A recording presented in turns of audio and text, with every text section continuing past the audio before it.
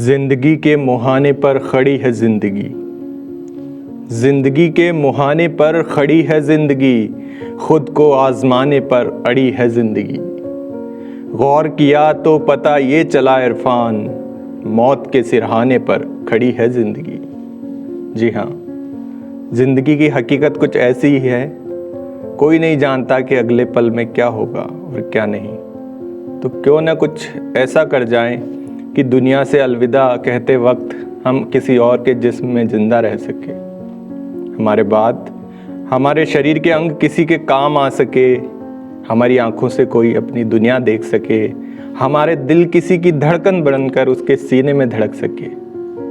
हम बात कर रहे हैं 27 नवंबर के दिन मनाए जाने वाले राष्ट्रीय अंगदान दिवस की। जी हाँ, अंगदान करके हम मरने के बाद भी किसी के चेहरे पर मुस्कान ला सकते हैं। आज के दिन हमें संकल्प लेना चाहिए कि हम दुनिया से जाने के बाद भी किसी के काम आएंगे, किसी ज़रूरतमंद की ज़िंदगी संवारेंगे।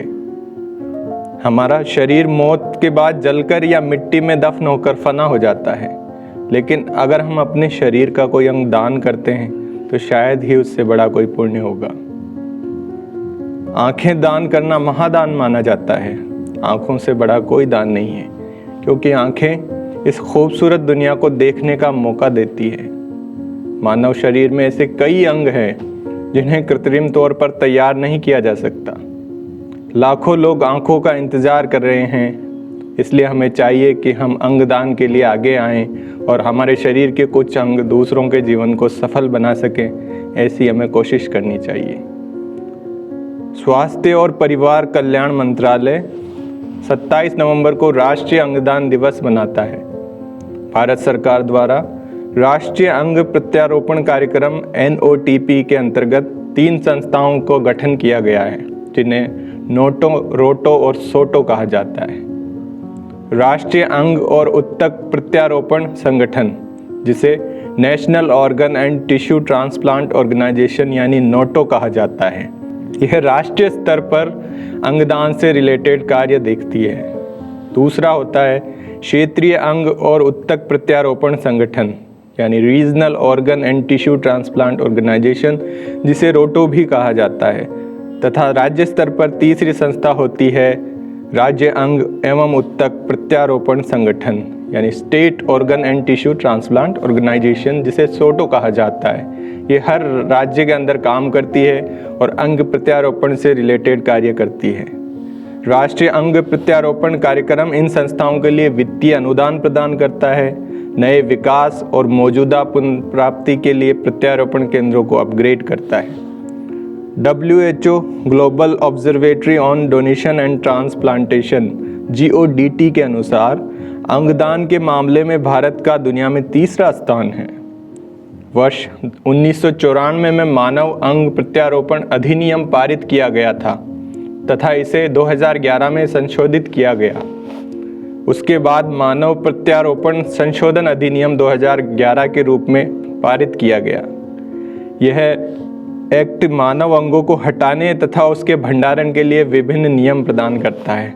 साथ ही चिकित्सीय प्रयोजनों के लिए मानव अंगों के प्रत्यारोपण को तथा मानव अंगों के वाणिज्यिक लेन देन की रोकथाम को विनियमित करता है।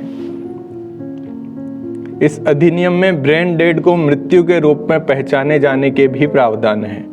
यह अधिनियम प्रत्यारोपण गतिविधि की निगरानी के लिए नियामक और सलाहकार निकाय प्रदान करता है।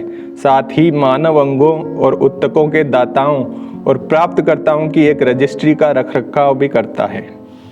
भारत में अंगदान को लेकर अभी काफ़ी कम जागरूकता है, क्योंकि महज 0.8% अंगदान ही पूरी दुनिया का भारत से होता है।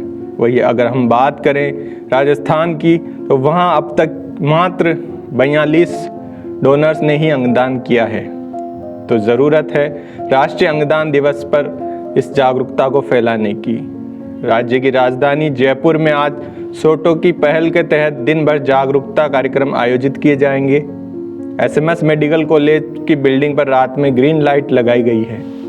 राष्ट्रीय अंगदान दिवस के अवसर पर आइए हम सब मिलकर शपथ लें कि इस जहां से जाने के बाद भी किसी के चेहरे पर मुस्कुराहट की वजह बनेंगे, किसी की बेजान जिंदगी में जान फूंकने की कोशिश करेंगे। शुभ 24 न्यूज़ चैनल आपसे यही अपील करता है कि ज़्यादा से ज़्यादा लोगों में अंगदान को लेकर जागरूकता फैलाए और इस मानवीय पहल का अहम हिस्सा बने। धन्यवाद।